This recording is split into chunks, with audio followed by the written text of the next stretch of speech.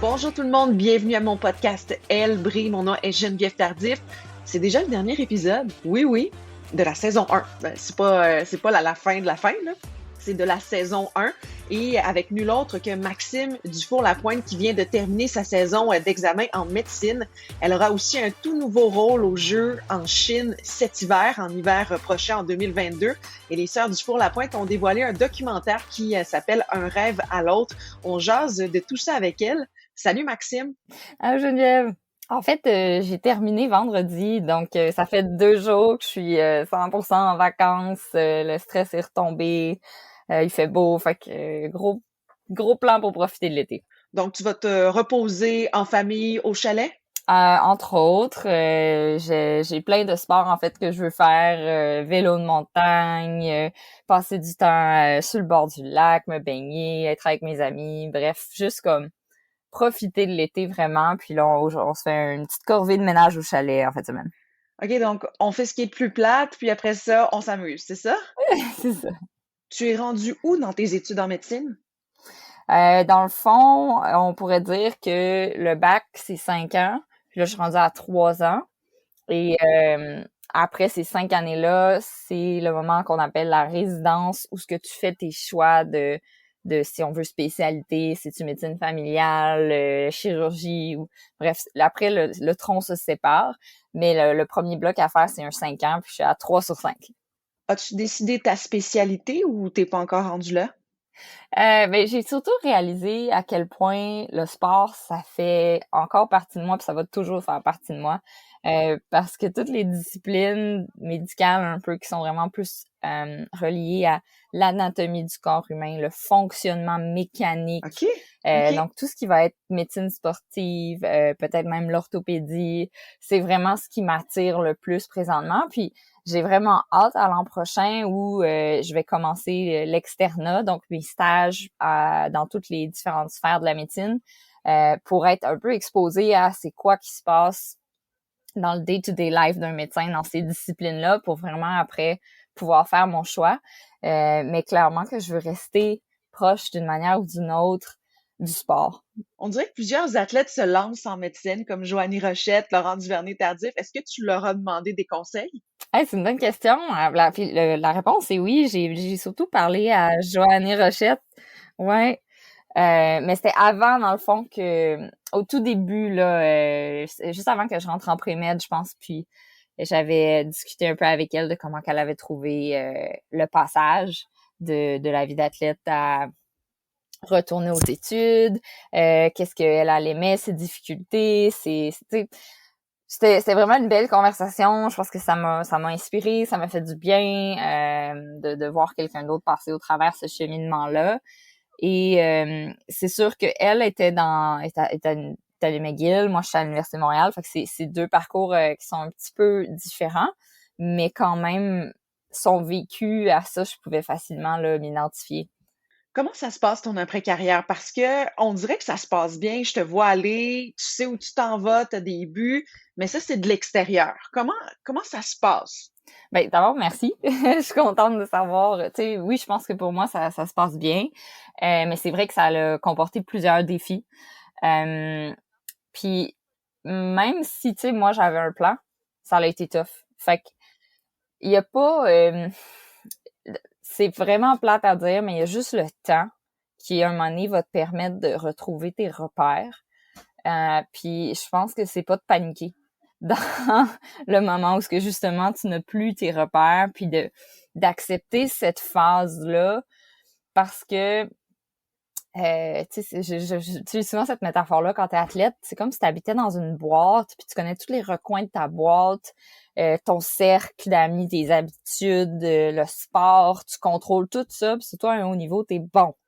Puis là, tout d'un coup, quand t'arrêtes, ben, tous les murs de la boîte tombent, puis tu réalises que t'es dans une encore plus grosse boîte, pleine de choix, puis d'opportunités, puis t'as envie de tout faire, puis à un moment donné, ça peut être vraiment déroutant. Puis c'est comme un peu toi aussi qui deviens le boss de ta vie. T'as plus de coach nécessairement. Tu peux avoir des mentors. Fait que de bien s'entourer, ça a été quand même un gros élément important pour moi. C'est tout, je suis proche de ma famille. Ils ont été très supportants. Puis après, ben faut passer au travers de cette zone d'inconfort-là, mais on se retrouve d'une autre manière. Fait que c'est aussi une belle façon c'est un beau moment pour évoluer. Puis faut pas trop paniquer avec tout ce que ça amène. Tu seras mentor aux Jeux olympiques en Chine. Félicitations. Comment tu as réagi quand tu as su ton nouveau rôle? Ah, ben c'était une immense joie. Je pense que je le vois comme un énorme privilège aussi. Être mentor, j'ai vécu un peu l'expérience moi en tant qu'athlète parce que ce programme-là existait à Sochi. C'était Jean-Luc Brassard même qui était un des mentors à Sochi. Et puis je me souviens avec mes sœurs, on s'est assis avec lui à quelques reprises. Puis c'était des discussions informelles autant que dans d'autres moments. Il nous a aidé un peu plus à gérer la vague des médias qui venaient à nous. Fait que j'ai toujours trouvé ça beau le mentorat. Puis personnellement, moi, dans ma vie d'athlète, ça m'a beaucoup apporté. Je m'en suis énormément servie parce que souvent, tu sais, pour moi, les Jeux olympiques de Sochi, c'était une première. Je savais pas à quoi m'attendre. Fait que là, je me suis dit, ben, je vais demander à différents athlètes comment ils ont vécu leur expérience olympique afin d'un peu comme me dire, ben, c'est quoi, ça va être quoi mes défis, puis à quoi je peux m'attendre. Puis ça m'a vraiment aidé à arriver là un peu plus sereine, à voir un peu plus les pièges des fois des jeux dans cette euphorie-là. Ça te sort aussi de tes habitudes d'athlète qui fait que ouais, exactement. Fait que bref, pour moi, maintenant que j'ai pris ma retraite, quand je te disais le sport, j'adore autant ça. Puis je trouve que ça l'a fait la personne que je suis aujourd'hui parce que j'ai eu une belle expérience et j'ai envie de redonner un peu, de repartager ça à d'autres, aux nouvelles générations qui sont là présentement. Est-ce qu'il y a des athlètes qui t'ont inspiré pendant ta carrière et qui t'ont donné des conseils? Ben pas tu sais comme une relation de mentorat proprement dit, mais j'aimais beaucoup aller chercher différentes histoires. Je me souviens, j'avais parlé à Steve O'Meshall de son expérience olympique. C'était un sauteur qui était mon coach de saut à ce moment-là. Marc-André Moreau qui était un bosseur, mon coach au moment de Sochi. Marnie McBean aussi l'envoyait là vers Sochi plusieurs lettres mensuelles qui racontaient un peu je sais pas, plein d'histoires dans lesquelles je me voyais. Fait que j'aimais prendre un peu l'expérience des personnes autour de moi pour combler la mienne, si on veut. Comment as-tu fait pour avoir ce rôle-là? Est-ce qu'on te l'a offert ou tu as dû t'inscrire? Ben, je savais que tu sais, ce programme-là existait. Puis on reçoit un peu des newsletters encore, là, comme ancienne athlète, de ce qui se passe avec le comité olympique. Puis c'était une application, en fait. Tu sais, c'était ouvert un peu à tous qui étaient anciennes athlètes. Donc j'ai envoyé mon CV, une lettre de motivation, puis on m'a rappelé pour faire l'entrevue. Et donc de parler un peu avec l'équipe. Question de voir, tu sais, on veut une cohérence dans l'équipe, on veut que ça fit, qu'il y ait une belle atmosphère, que la vision du rôle du mentor soit bien, tu sais, bien compris, parce que c'est un rôle qui a tout et rien comme définition, c'est un peu ce qu'on va en faire. C'est ça, j'ai eu la chance d'être sélectionnée pour faire partie de la délégation de Beijing. Est-ce que tu vas avoir des formations? En gros, on va avoir un 3 jours là, de conférence plus à l'automne, justement pour comme faire une belle cohésion au sein de toute l'équipe de staff. Au-delà de ça, il y a des meetings un peu ponctuels par rapport à des fois c'est quoi une préparation par rapport aux médias. Peut-être qu'il va en avoir d'autres. Honnêtement, je pense que présentement, le focus de l'équipe canadienne est tellement sur les Jeux de Tokyo qu'ils font un travail assez extraordinaire à tout faire 2 jeux en dedans de la même année, finalement, là. Donc, les sœurs du Four-la-Pointe seront réunies au jeu, mais pas dans les mêmes rôles. C'est vrai, je pense que l'idée de se retrouver encore une fois, les trois ensemble, aux Jeux olympiques, même si c'était des rôles totalement différents, ça a quelque chose de précieux pour nous. Puis oui, certainement que mes sœurs, ça les motive. Je pense qu'elles étaient vraiment contentes aussi pour moi de savoir que j'ai obtenu ce rôle-là. Puis oui, je pense que c'est une motivation de plus pour elles. Parlons du docu-réalité Un rêve à l'autre. On va voir quoi dans ce documentaire-là? En fait, on ouvre un peu le voile sur nos vies. Ouais, c'est vraiment un beau projet qu'on a tourné sur une période totale là, d'1 an. Puis on voulait en fait montrer, oui, l'envers du décor de la vie d'athlète amateur. Tu sais, c'est quoi qui se passe? Je pense que des fois, le public le sait pas. Dans le day-to-day, ça ressemble à quoi? On s'entraîne pas juste 1 an avant les Jeux, là. Tu sais, c'est une job à temps plein. On voulait montrer aussi notre vie, tu sais, l'essence de notre lien entre sœurs. Je pense que ça aussi, c'était un grand mystère, quoi, de pourquoi, voyons, qu'on se chicane pas, puis il y a pas de compétition entre vous. Euh, puis c'était présentement, c'est des moments très pivots dans nos vies. Tu sais, moi, j'ai pris ma retraite. Je m'entends dans un nouveau domaine. Mes sœurs y pensent aussi. Elles se disent, bon, ça va être quoi, moi, mon futur? On a ces séries qui a assez de début, puis qui est en train de fleurir. Les défis qu'on a eu avec la COVID, c'était pas prévu, mais ça a rajouté à l'histoire. Donc, il y a, il y avait plein de belles choses à compter et on était rendu aussi à un point où on était à l'aise de le faire parce qu'on a tout le temps gardé une vie assez privée. On parlait surtout de ce qu'on faisait dans le sport. Puis on trouvait on était prête à ça, à se dévoiler un peu plus. Ça sort quand? Cet automne, c'est ça? À l'automne prochain. On dirait vraiment que vous êtes parfaite. Moi, j'ai Crime, hâte de non. voir si vous avez des défauts dans ce documentaire-là. Vous avez un goût aussi pour la mode. Vous êtes toujours belle, en fait, là, quand je vous vois sur les réseaux sociaux. Alors, vous sortez une nouvelle collection de vêtements, c'est ça? Exactement. Dans le fond, on a skippé une année à cause de la COVID. Euh, Exactement. Puis là, on revient en force. On a vraiment une belle collection prévue qui va justement sortir automne, là, incessamment.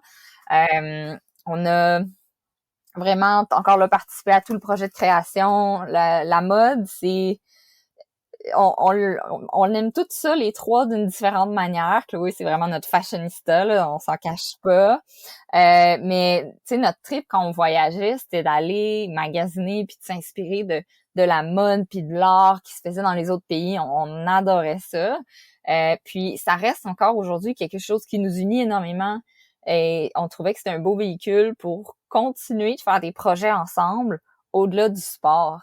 Donc, c'est pour ça que ces séries est comme aussi important pour nous. Et dans le fond, pour ceux qui ne le savent pas, c'est des combines de ski parce qu'on trouvait pas notre compte. On trouvait que le fit était pas tout le temps bon ou c'était pas beau ou tu sais, fait qu'on s'est dit autant amener quelque chose à la table qui va être de qualité, qui va bien respirer avec la laine de Merino, qui va être beau en ski, après ski. Fait qu'on a pu vraiment aller jouer dans notre créativité puis dans notre passion pour la mode avec ce projet-là. Tu dis que Chloé, c'est la fashionista. Toi, c'est quoi? Ben c'est parce que moi, je suis beaucoup plus classique dans mes choix. Tu sais, j'aime des vêtements que je sais que je vais porter longtemps, mais qui ont des coupes plus classiques. C'est juste des styles très différents, alors que, mettons, Justine va être super avant-gardiste, qu'est-ce qui est à la mode de cette année-là, tu sais. Elle va y aller pour moi, ça va me prendre 2-3 ans avant de me rendre là. Euh, Puis Chloé, elle a juste comme un bon flair de bon goût, de ce qui est beau, puis on se réveille pas là, le matin toute prête, mais on aime prendre le temps d'y penser.